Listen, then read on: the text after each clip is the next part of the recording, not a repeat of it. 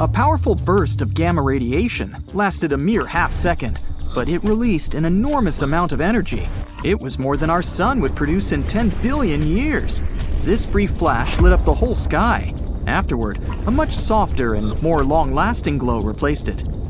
Astronomers examined the phenomenon with X-ray, radio, optical, and infrared waves. It turned out that people had finally seen a newborn magnetar for the first time ever. It was likely formed after two neutron stars had merged. It resulted in a kilonova, one of the brightest and largest stellar blasts. Its light finally reached our planet on May 22, 2020. Imagine a massive star, at least 5 times the mass of our sun, reaching the end of its life. It might be because it's run out of its nuclear fuel. If it happens, the star starts to cool off. The pressure inside drops, and the gravity starts to squeeze inward. And then, more than 1 million times the mass of our planet collapses within 15 seconds. It happens so fast that an enormous shock wave causes the outer part of the star to blow up. It produces a blinding burst of light. This powerful blast is called a supernova. What's left behind is an incredibly dense core with a huge cloud of hot gas, called a nebula, expanding around it. If the star has been massive enough, more than 10 times the size of the sun, it's likely to turn into a black hole. If not, it turns into a neutron star. It's basically a giant nucleus, the central part of an atom. These stars are mostly made up of neutrons and are rarely larger than 20 miles across. For comparison, our sun is almost 865,000 miles across, which is 109 Earths put side by side. But don't let this relatively tiny size fool you. Any neutron star is at least 1.5 times heavier than our sun and has an intense magnetic field. If you scooped just a teaspoon of this star's insides, this matter would weigh more than 1 billion tons. It's so dense that it makes neutron stars some of the most extreme objects people know about. The next stop is the black hole itself. When two neutron stars merge, they most often create a new, much heavier one. Within milliseconds, or even less, this star collapses into a black hole. But the astronomers who examined the flash of light recorded in March think there might be another outcome. They're almost sure they saw something never observed before: the birth of a magnetar. That's a rare form of a neutron star with an ultra-strong magnetic field. It's 1,000 trillion times stronger than our planet's. This field is also so powerful, it heats the star's surface up to 18 million degrees Fahrenheit. To put it simply, magnetars are the most powerful magnets in the universe. Their magnetic fields can seriously mess with the neighborhood. Atoms, unlucky enough to get close to such a star, get stretched into pencil-thin lines. If you somehow found yourself several hundred miles away from a magnetar, it would end badly for you. The magnetic field would first disrupt your bioelectricity. It means that your nerve impulses wouldn't work anymore. Even your molecules would change under the influence of the star's field. In the end, you'd pretty much vanish. If a magnetar flew within 100,000 miles from our planet, it would wipe out all the data on every single credit card in the world. The protective shield of our planet decays and eventually fails. So do our satellites. First, communication satellites in the highest orbits go down. Next, astronauts in low Earth orbit can no longer contact their mission control center. And finally, hazardous, relentless cosmic rays start bombarding everything on Earth, causing havoc and devastation. Are these the terrifying consequences of the planet's magnetic field reversal we're going to face? Right now, as you're watching this video, Earth's north magnetic pole is extremely out of whack. It's so serious that scientists will have to update the global magnetic field model released a mere 4 years ago. Does it all mean that the magnetic pole of our planet will flip soon? Well, be patient, we'll figure it out a bit later. You see, the magnetic pole is moving quite erratically from the Canadian Arctic towards Siberia, and these movements are very unpredictable. But it's normal for the pole to be moving. There are long-term records from London and Paris that prove that the North Magnetic Pole moves randomly around the rotational North Pole over periods of several hundred years. But the most astonishing thing about its movement is that it's speeding up. Around the mid-1990s, the magnetic pole unexpectedly accelerated from a bit over 9 miles to 34 miles a year. And recently, the pole crossed the international dateline, moving toward the eastern hemisphere. The European Space Agency launched extremely accurate magnetic field satellites in 2013. Thanks to them, researchers have superb data they can use not only to make magnetic field maps, but also to update them every 6 to 12 months. That's how they were able to notice that the core field was weakening too. It might be a sign that the planet's magnetic field is about to flip. To understand this process better, we need to figure out how the core field works. Let's say we've got a bar magnet that runs through the center of our planet and has a north and a south pole. This magnet is incredibly strong, representing about 75% of the intensity of our planet's magnetic field at the surface. Our bar magnet is not only moving, but is also getting weaker, by about 7% every century. Admittedly, this bar isn't the perfect representation of the core field. It's more like electric currents generating Earth's magnetic field. Still, this model makes it easier to see what's happening to our planet now. The magnetic field of our planet plays an important role in protecting us from dangerous radiation and geomagnetic activity, which is the product of the interaction between the solar wind and Earth's magnetosphere. Earth's magnetic field also moves. Scientists have been studying and tracking the movement of the magnetic poles for hundreds of years. The historical motions of these poles indicates changes in the global geometry of the magnetic field of our planet, and they may point to the beginning of the field reversal too. That's what the flip between the north and south magnetic poles is sometimes called. You see, if the north magnetic pole moves a bit, it isn't a big deal. But a complete reversal might have a serious impact on the climate of our planet, as well as modern technology. Luckily, such flips don't happen overnight. The entire process stretches over thousands of years. Plus, even though the magnetic pole weakens during a pole reversal, it doesn't disappear completely. So those scary events from the beginning of the video aren't likely to happen to us. The magnetosphere will continue protecting the planet from cosmic rays and charged solar particles, even though there might be some amount of particulate radiation that will make it to Earth's surface. Magnetic fields are generated by moving electric charges. If some material allows these charges to easily move in it, it's called a conductor. Metal is a great conductor, and we often use it to transfer electric currents from one place to another. In this case, the electric current is negative charges called electrons moving through the metal. The current is what generates a magnetic field. Earth has a liquid iron core. In other words, there are layers and layers of conducting material inside our planet. Currents of charges are constantly moving through the core, and the liquid metal is also moving and circulating there, generating the magnetic field. This magnetic field, in turn, produces something resembling a bubble around the planet. It's called the magnetosphere, and it's located above the uppermost part of the atmosphere.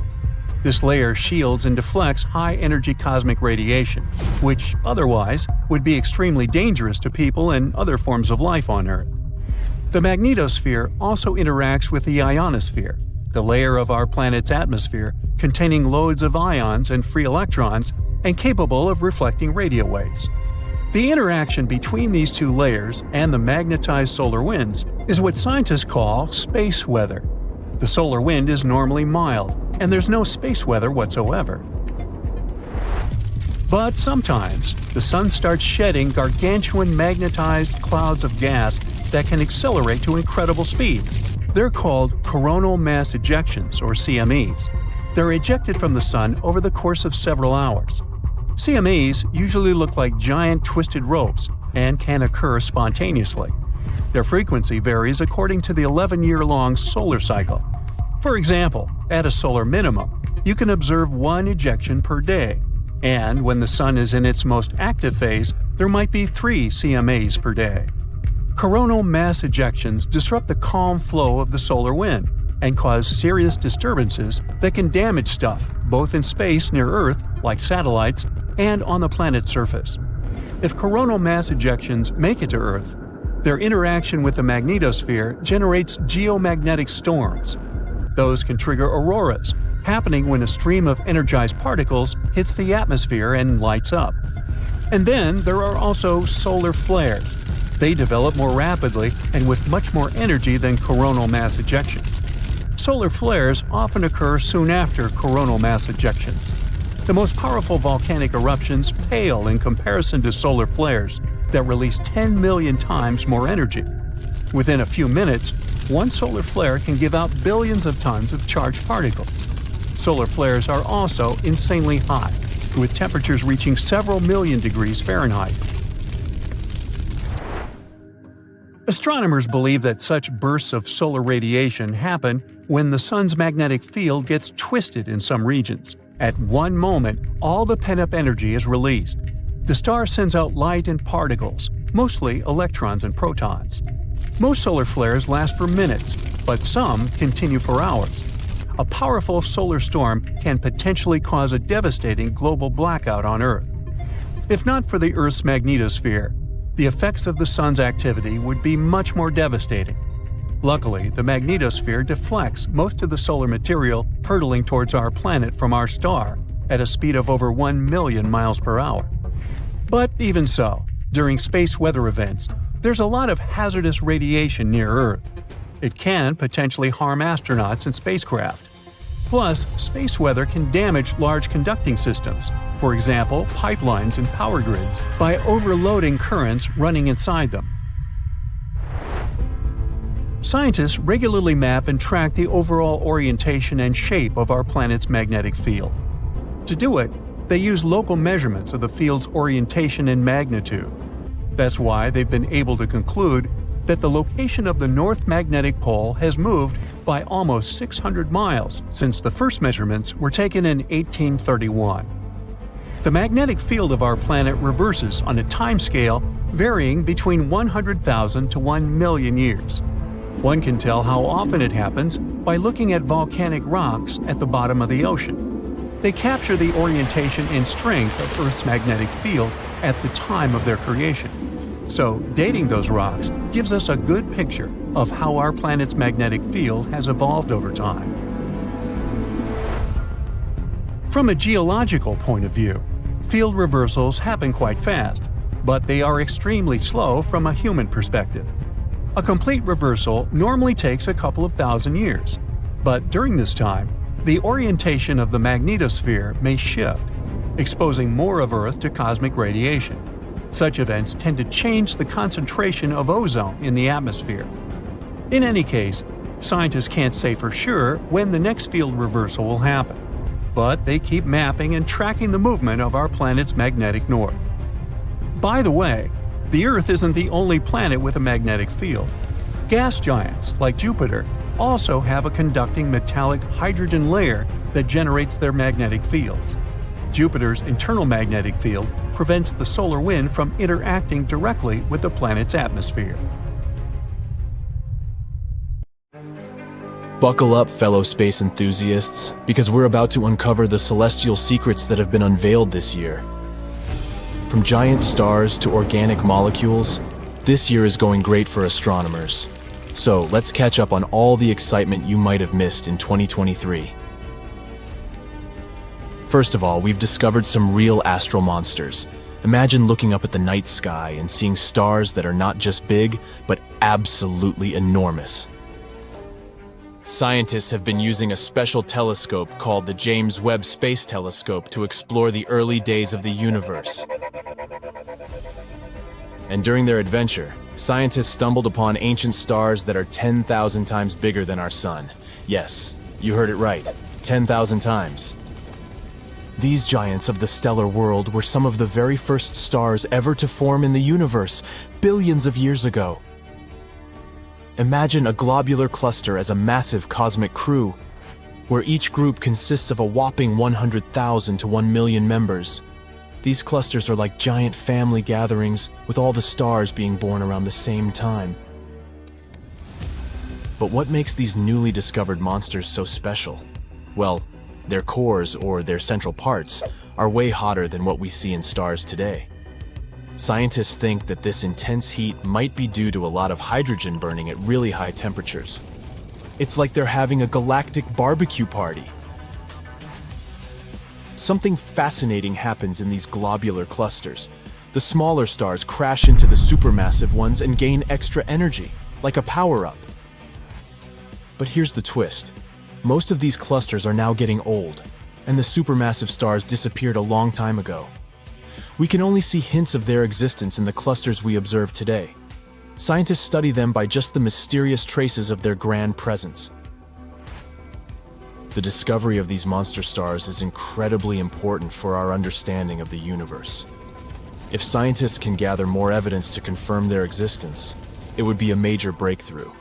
It would help us learn more about globular clusters and how supermassive stars form in general. But that was only the first fascinating discovery of 2023. Although the next one is kinda sad. You know those beautiful rings that make Saturn look so fancy? Well, guess what? They might disappear in the not-so-distant future, astronomically speaking. NASA's Cassini mission, which explored Saturn from 2004 to 2017, gathered some fascinating data about the rings. During Cassini's grand finale, when it did some cool maneuvers between Saturn, scientists noticed something surprising.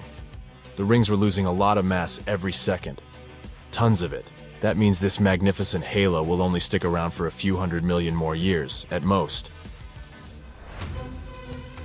That may seem like a long time for humans, but in the grand scheme of the universe, it's just a blink of an eye. The important thing is that we've learned that huge rings like Saturn's don't last forever. They eventually fade away. Oh, well, at least you and I personally won't catch this moment. Scientists have a fun theory about what will happen when Saturn's rings disappear. They think that the other ice and gas giants in our solar system, like Uranus and Jupiter, might have once had massive rings too. But over time, those rings wore down and became more like the thin, wispy bands of asteroids like what Uranus has now. Saturn's rings are mostly made of ice, but they also have a sprinkling of rocky dust.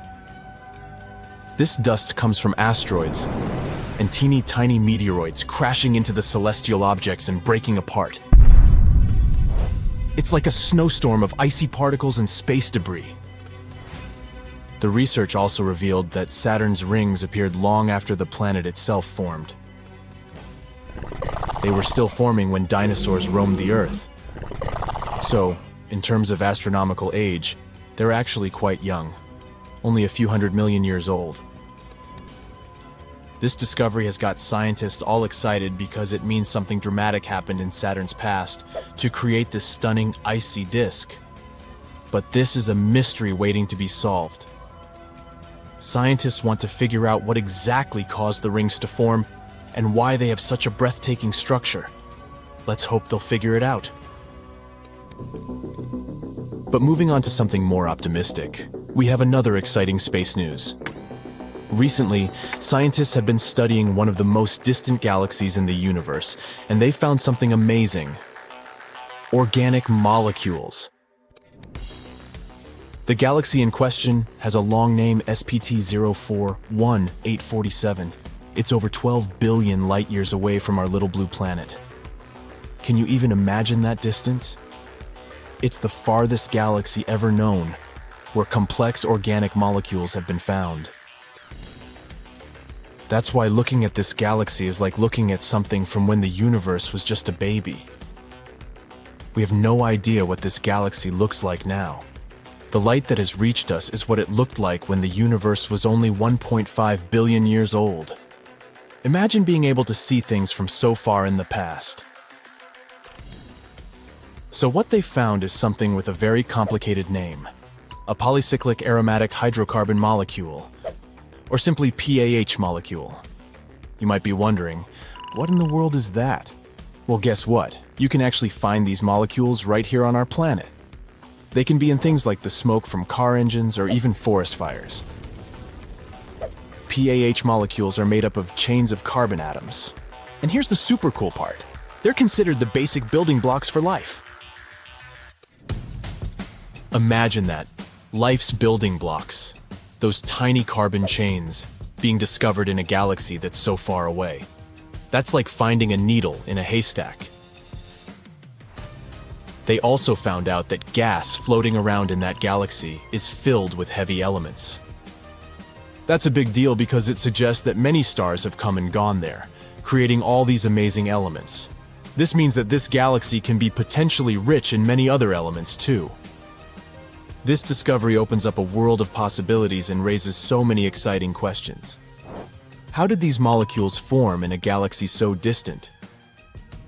And since we're looking into the past, what could have happened to these organic molecules during this time? Could they have evolved into life? We're only scratching the surface of the incredible things waiting to be uncovered. By the way, if it's so far, how did scientists even manage to discover something like that? Well, they had the instrument called the James Webb Space Telescope. This fancy telescope was recently launched and has superpowers when it comes to observing the universe. So when the scientists were studying this faraway galaxy, they had a little problem. The light coming from those distant objects was so faint that it was hard to see or detect. But guess what? They had a brilliant idea to solve this. They used something called gravitational lensing, which is like a special power of nature's magnifying glass. Imagine two galaxies lining up perfectly, just like in a photo shoot. The light from the faraway galaxy, the background one, travels towards us. But on its journey, it passes through the foreground galaxy, which is like a giant space lens. And guess what? The foreground galaxy's gravity bends the light, just like a magnifying glass, making it bigger and brighter. It's like having a cosmic zoom lens for our telescopes. This bending of light creates a super cool shape called an Einstein ring. It's like a halo, or a ring of light surrounding the foreground galaxy, basically a nature's way of showing off its magical powers. With gravitational lensing and these beautiful Einstein rings, scientists can see distant objects more clearly and learn amazing things about the universe. And thanks to all that, they managed to uncover the hidden chemical interactions from the early galaxies. Isn't that incredible? The scientists are beyond excited about this discovery. They never expected to find such complex organic molecules in a galaxy that's incredibly distant. Who knows? Maybe this is just the beginning of a thrilling cosmic journey. So, keep your eyes on the stars, fellow space explorers. The universe is full of surprises, and who knows what other mind-blowing discoveries await us out there. Let's hope we'll learn even more in the future.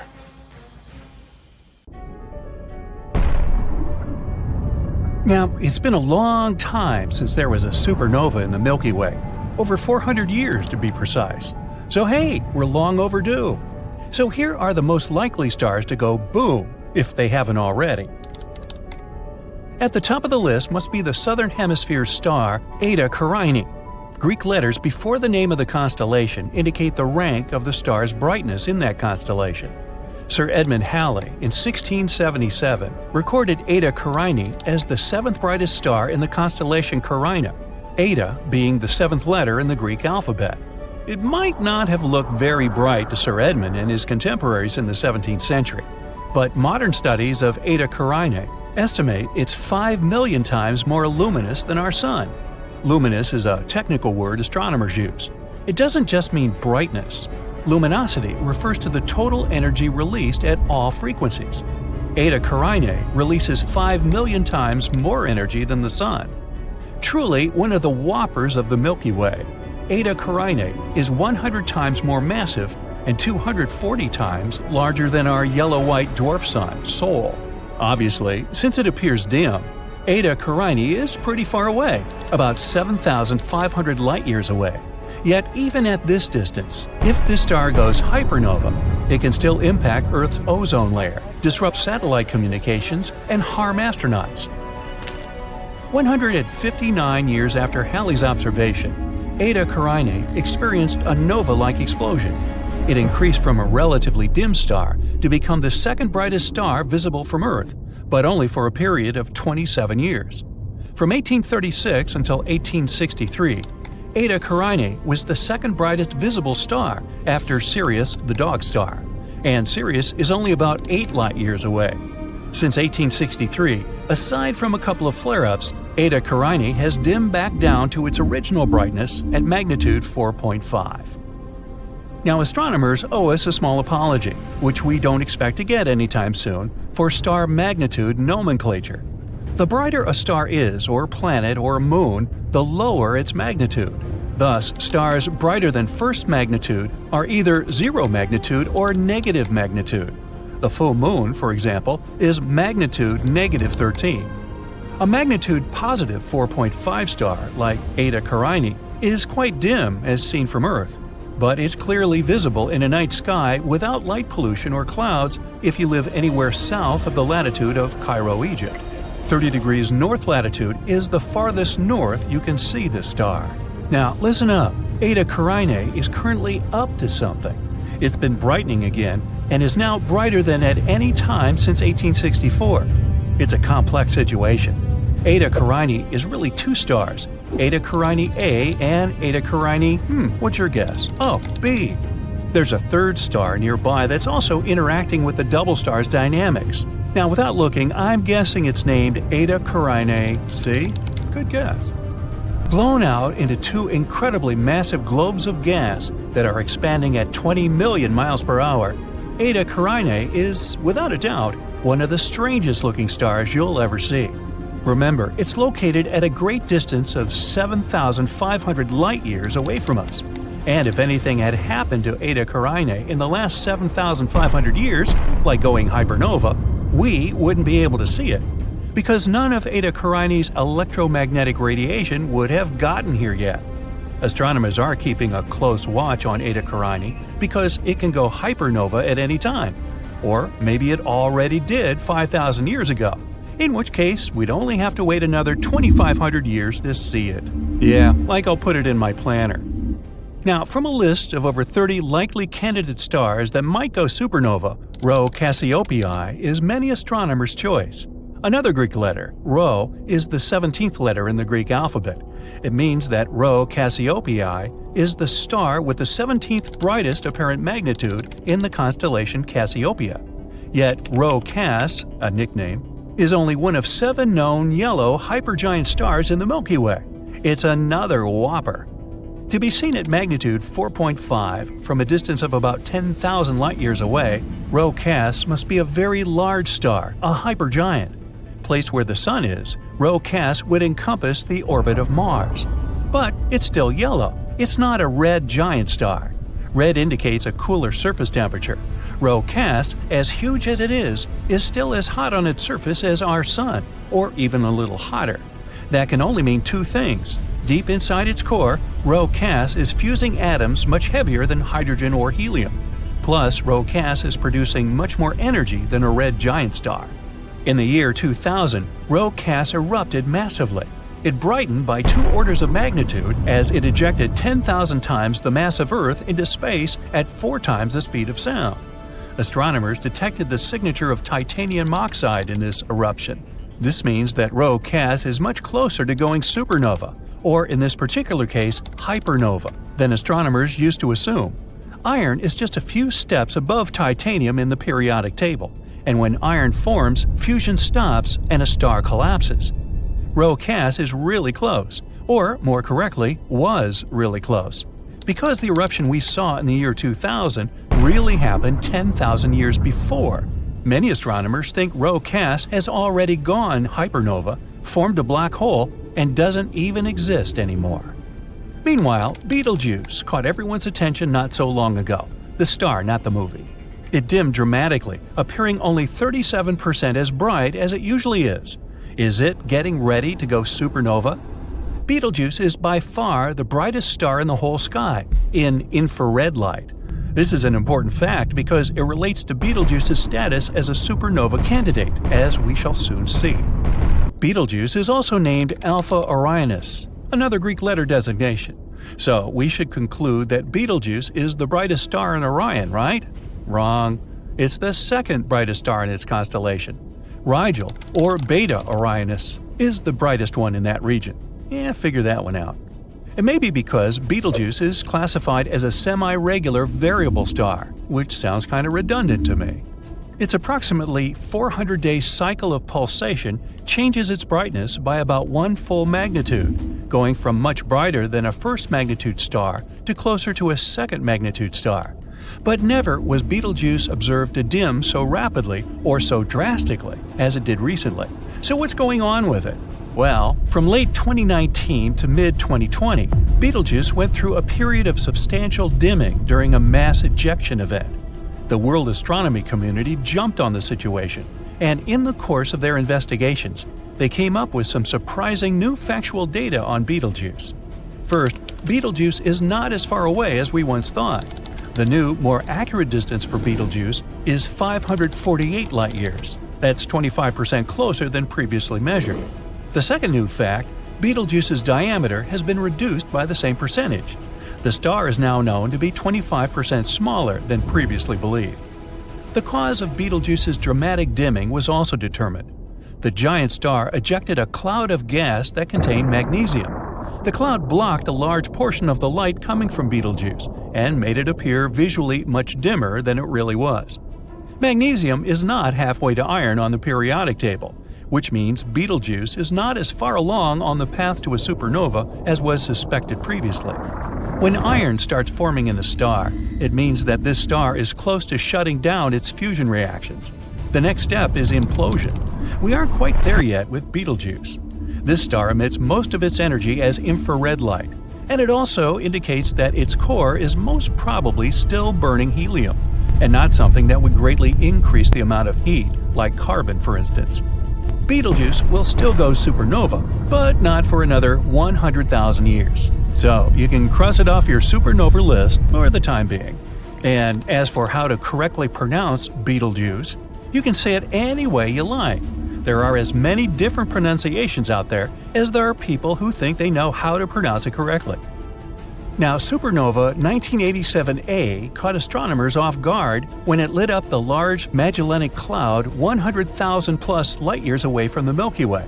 That's when attention was turned to a similar star much closer to Earth, Rigel, in the constellation of Orion. Could Rigel surprise us and suddenly go supernova? There's something called the supernova problem that you should, probably know about because it may relate to Rigel going supernova or not. It seems that stars over 17 solar masses don't always go supernova. Recently, a red giant star simply vanished. Once again, it didn't go supernova, it disappeared. This had often been happening in computer simulations of supernovae, and now it finally occurred in real life. Rigel's mass is 21 solar masses. In other words, it's 21 times more massive than our Sun. So, will Rigel go supernova or simply vanish into a black hole that it'll create in its core? Astronomers and physicists continue their work of learning more about the dynamics of massive stars, scouring the sky for the next supernova in the Milky Way. Meanwhile, we can rest confident that we on Earth are in no danger from the harmful effects of nearby supernova explosions. We live in a nice, quiet, peaceful, stellar neighborhood, except for those Martians next door. When you look at the night sky, it seems like there's not much happening up there, and that the stars always twinkle at the same spot. For thousands of years, researchers followed the idea that the lights in the sky were unchanging. Sailors guided their ships using fixed stellar patterns. There are also the exact outlines of constellations we observe today, and astronomers identified them a long time ago. It seems impossible that one day we wake up and simply can't see some stars anymore. Or does it? A team of researchers at Vanishing and Appearing Sources During a Century of Observations, or VASCO, studied the sky to check how things with the stars are going. The astronomers got the data from Gaia, the European Space Agency, and compared the information from 70 years ago to that from today to see how the sky has changed. To test it right, they had to use both modern and old telescopes. And something really interesting happened up there. Over 700 stars from the old maps were missing. If one star disappears, multiple theories could work. But it's harder when hundreds of them vanished at the same time. Could it be that the data was wrong? Or these stars were too faint to detect? Nope. They quickly eliminated this option because these stars had clearly been part of their earlier observations. So, the first thing that comes to mind when talking about how stars disappear is that they reached the point where they ended their lives. You can have the most massive stars of all, and we're talking about those that are way heavier than our sun, and they go through sudden changes as they get to the end, which we also call a supernova. It's a powerful explosion that later shines for many, many months, and it's still visible even across hundreds of millions of light years. But that's the point. You see the traces, unlike here. Could this be a failed supernova? That means maybe one of them collapsed but turned into a black hole and consumed the remains from the inside out without causing a powerful explosion. But no one's been mentioning any signs of a black hole being active anywhere near those stars. And what if the stars had become less visible because of dust or gas around them? This is something that can easily happen, as interstellar dust and gas do block our view of objects that are far away. But there were no traces of unusually high concentrations of dust or gas. Nothing destroyed them either. Researchers would have seen traces if something like that had happened. Plus, these missing stars were not all in the same area, which means there probably wasn't just one fatal thing that made them all disappear. Also, the stars were not at the same stage of their life, so it's not an option they were all accidentally close to their end. They weren't particularly old or young, and they were on different levels in size and brightness. At some moments, it even seemed these stars haven't vanished because of some natural events. Maybe it was something related to other civilizations that might be somewhere out there in space. Maybe that's one of the ways to look for them. We could stumble upon some secret civilizations from other planets if we carefully observed the behaviors of stars, especially those we can't explain. No one knows what exactly happened with the missing stars, and unfortunately, right now, all we have are these theories. But you have to admit, they're cool though. Maybe it's just some kind of optical afterglow caused by gamma-ray bursts, or maybe even fast radio bursts. Fast radio bursts are powerful pulses of radio waves. They can release more energy in a couple of thousandths of a second than our giant sun does in almost 100 years. We don't really understand how these energy eruptions work yet, so we don't know what they can do. But still, hundreds of stars at approximately the same time. There are between 100 to 400 billion stars in our galaxy, so we'll probably see some of them disappear too. Hopefully, we'll understand better why such things can happen. Of course, scientists are not sure about this number because we can't see all of the Milky Way stars from our home planet. Some are too faint, some are too far, or even hidden by dust or gas. But they assume these numbers based on the size, shape, and likely mass of the Milky Way. And out of billions of stars, there are a little over 9,000 of them we can see with the naked eye. If you want to see more, you need a good telescope that will reveal those fainter ones your eyes are unable to discern. Many of the stars we see in the night sky are probably not alive anymore. Stars are giant balls of gas that produce light and heat through nuclear fusion in their cores.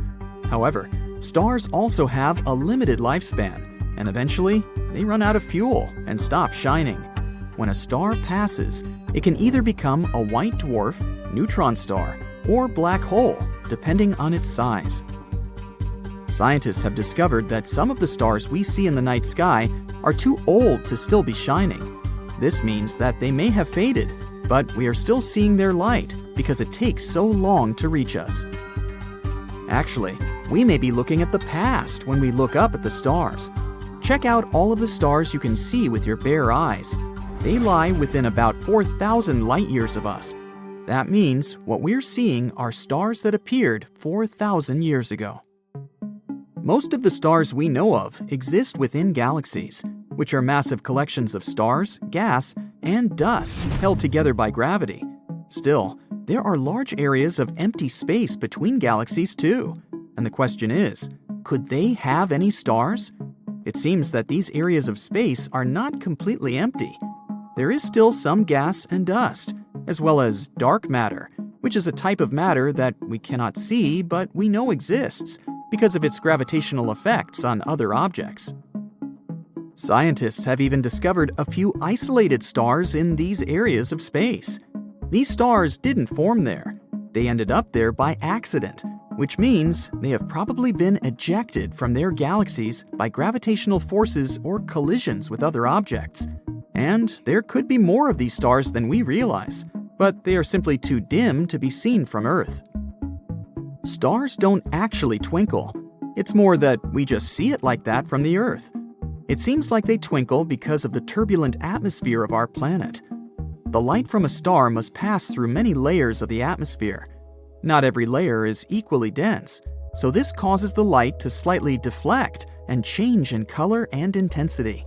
There's one star named Sirius that sometimes twinkles, sparkles, and flashes so much that some people even tend to report it as something extraterrestrial. This is because Sirius is very bright and is often low on the horizon, which means it experiences more of these special effects of the Earth's atmosphere.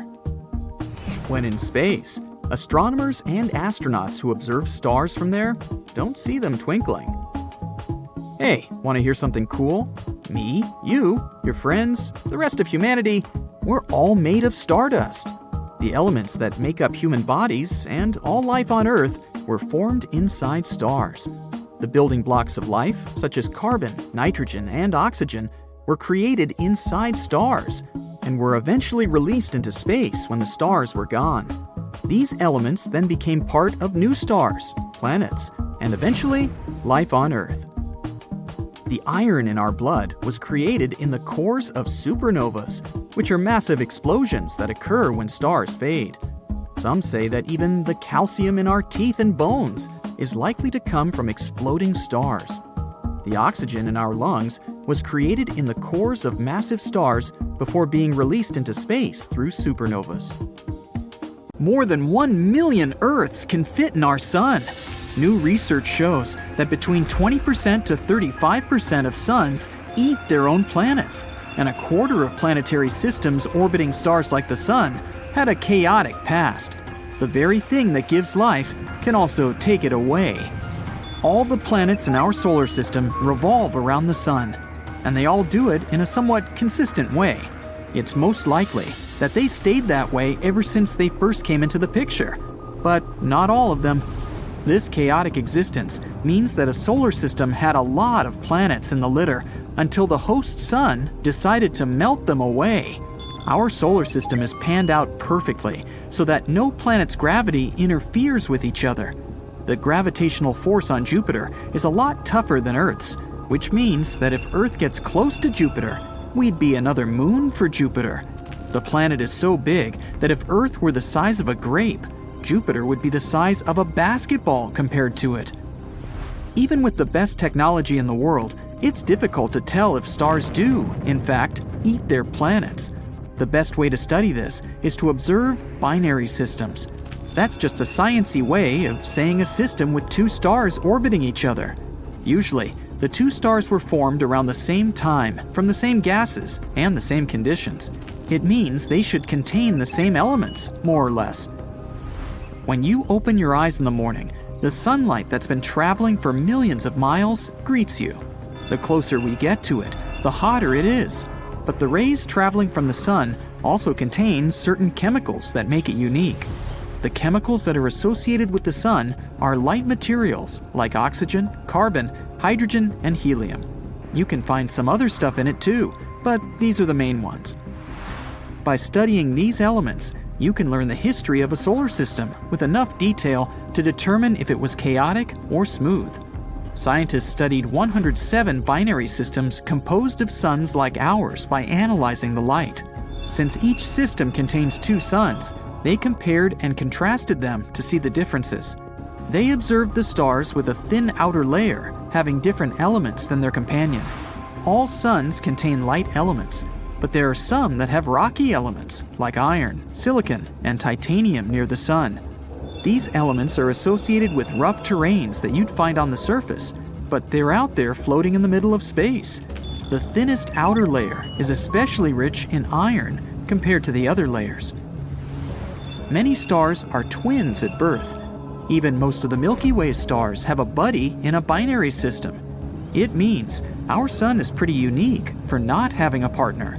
But there are some theories out there that suggest that the sun may have lost its twin in the past. It's around 184 light-years away and is called HD 186302. This might be our lucky star. A stellar nursery is where thousands of stars are born. They're made up of gas and dust that gradually collapse under their own weight. Our sun may have started in such a way 4.6 billion years ago. And when they're mature enough, they go out into the open, usually with their travel buddy. Actually, scientists claim that up to 85% of all stars could be in binary pairs or have more buddies, but over 50% are dual pairs. The only problem is that we can't really see it, since it strayed from its original orbit an eternity ago. But traces of it can be found in the Oort cloud. That's the vast cluster of space consisting of comets, space rocks, and ice in the outer edges of our sun's reach. They float around quite a lot, since they're far off the sun's gravity and can easily be knocked out of their orbit into open space.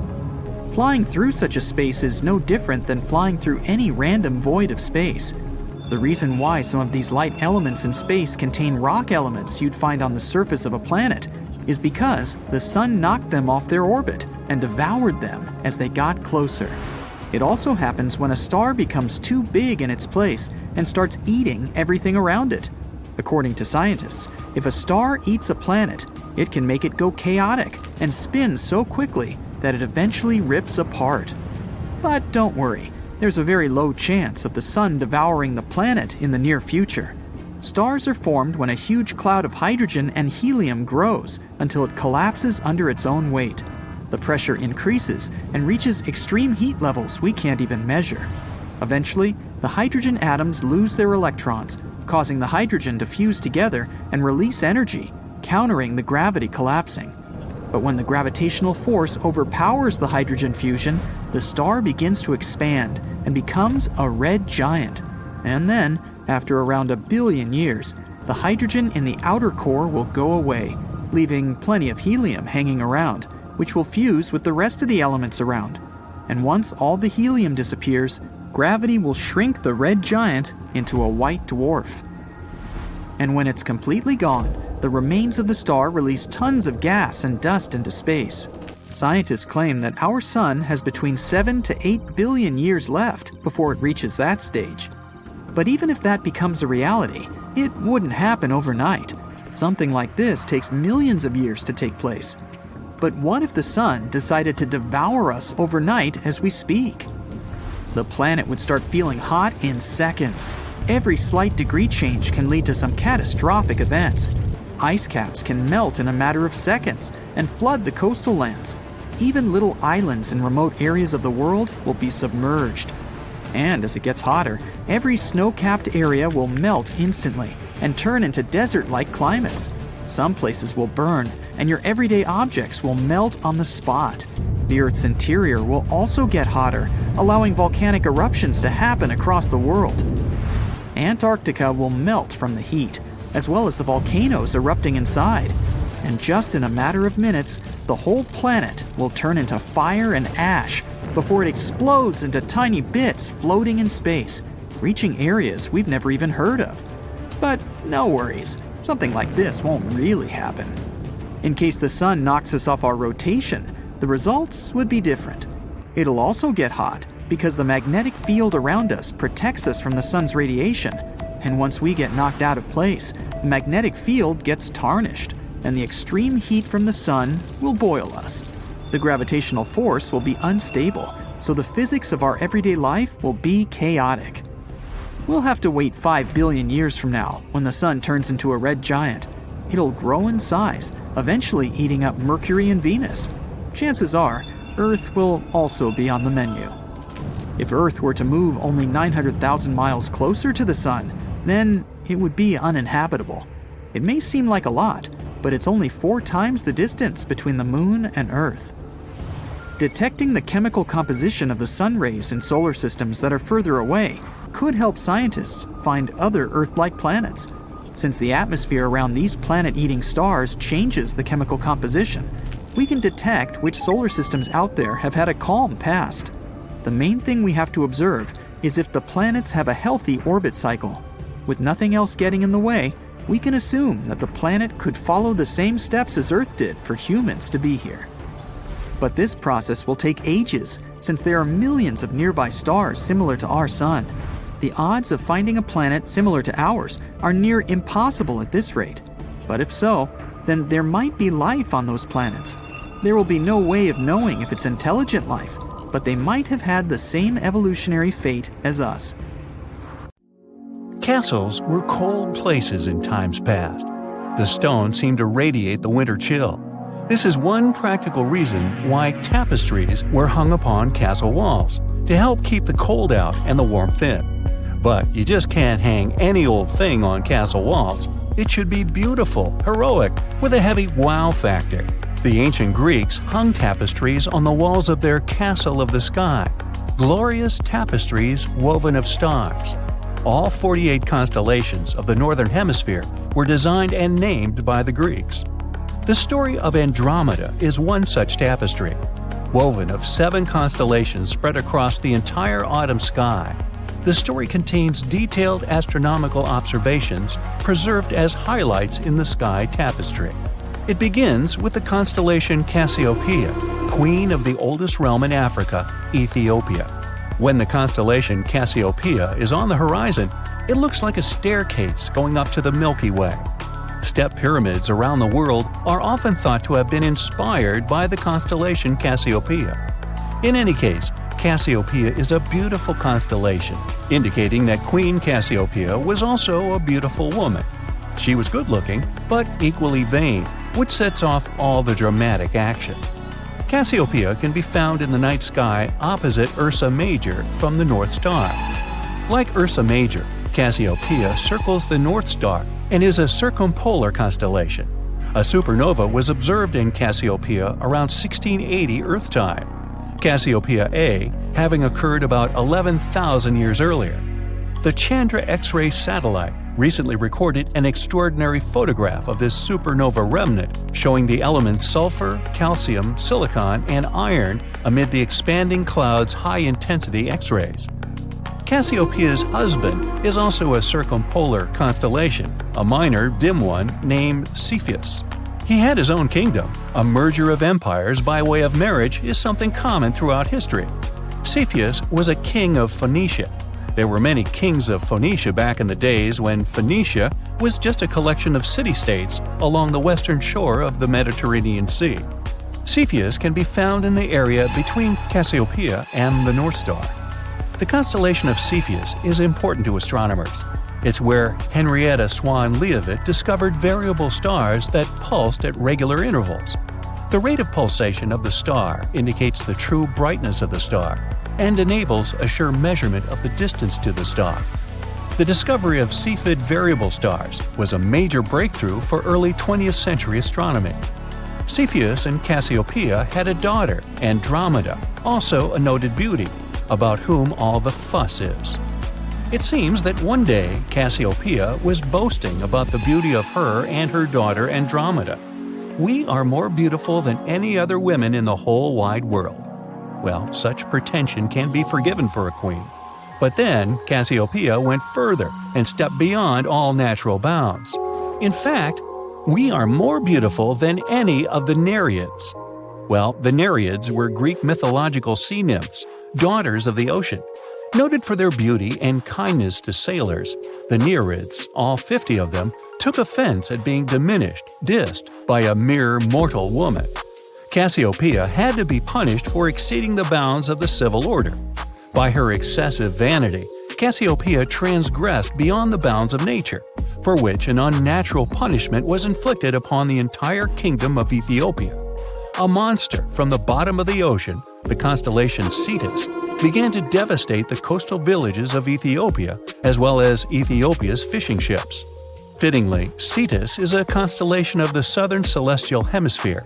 The fourth largest by area of all the constellations, Cetus swims in a dark part of the sky called the ocean, with only its head rising above the celestial equator.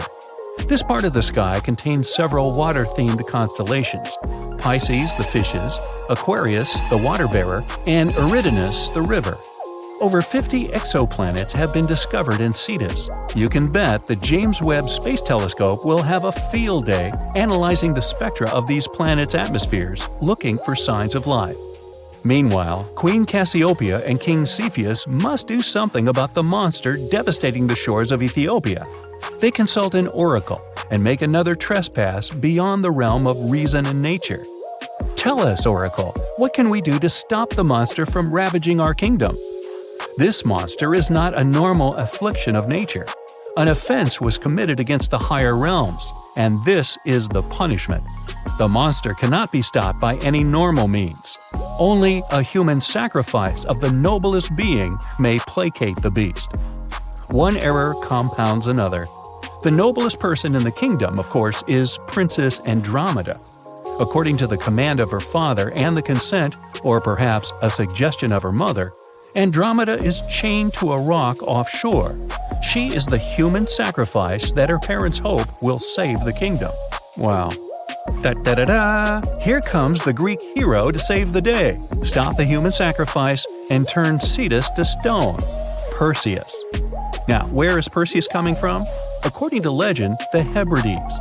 Perseus went to the Hebrides in pursuit of the Gorgon Medusa. The geological scope of this tapestry is incredible, from the Hebrides to the Red Sea. The Hebrides are an archipelago of mostly rocky islands off the western coast of Scotland. It was impossible to sail any further. The Hebrides were the absolute end of the world. Perseus didn't have to sail to the Hebrides. However, he flew on a pair of winged sandals. Hey, way to go, Perseus! Now, Medusa was one of the all-time baddies. One look at Medusa was so terrifying it would petrify you, literally turn you to stone. Perseus was in great danger. So, what did our hero do? Instead of looking at Medusa, Perseus used the scientific principle of reflection. He slew Medusa by seeing her reflected in his polished shield. In our sky tapestry, Perseus is portrayed holding up the severed head of Medusa. In the night sky, one eye in Medusa's head opens and closes and opens again. Arabic astronomers named the star Algol, the ghoul. Algol is an eclipsing double star. One star is bright, the other one, not that much. As the dimmer star orbits the bright star, it passes in front of the bright star, eclipsing it, and the eye closes. Since the dim star takes 2 days, 20 hours, and 49 minutes to orbit the bright star, the eye in Medusa's head opens every day and a half or so. The constellation of Perseus is immediately below Cassiopeia, and sky watchers quickly look to see if Algol is eclipsed, if Medusa's eye is open or closed. Perseus flew back from the Hebrides, accompanied by Pegasus, the winged horse. The central part of Pegasus is the Great Square, made up of 4 stars. As Earth goes around the Sun, the Great Square is right in the center of the night sky in autumn. In the summer triangle of Vega, Deneb, and Altair are in the middle of the night sky. In spring, it's Leo the lion, and in winter, it's Orion the hunter. These are the walls of the castle in the sky, and all have marvelous tapestries adorning them. The constellation of Andromeda shares a star named Alpheratz with Pegasus. It's one of the corners of the Great Square, so it appears Andromeda may be riding on Pegasus. Her crown, remember she is a princess, is floating nearby. M31, the Andromeda Galaxy. To see M31, cross the corners of the Great Square from the lowest star to the uppermost star, and then go a little further to see the Andromeda Galaxy. Be sure to peek at it from the corner of your eyes. It's called averted vision. The corners of your eyes are more sensitive to light, so you'll be able to see the huge spiral galaxy 2.5 million light-years away as a smudge of light 1.5 times wider than the full moon. Now, Perseus doesn't go in for human sacrifice, so he stops it and saves Andromeda by exposing Cetus to Medusa's gaze. And here we encounter the second eclipsing variable in our sky tapestry, Mira, the heart star of Cetus, the sea monster. Mira, from which we get the English word mirror, so fitting in a story about vain beauty, is an eclipsing double star. The dim star orbiting the bright star is a white dwarf, not bright enough to see with the unaided eye. The effect is that Cetus's heart shuts off. Mira is eclipsed and disappears. This cycle repeats itself every 332 days. Our fabulous star tapestry has the only two eclipsing binary stars visible to unaided eyes, the nearest spiral galaxy, and a hero that doesn't like human sacrifice and uses the scientific principle of reflection to thwart mythological monsters. Wow, I would hang that in my castle too. Just saying.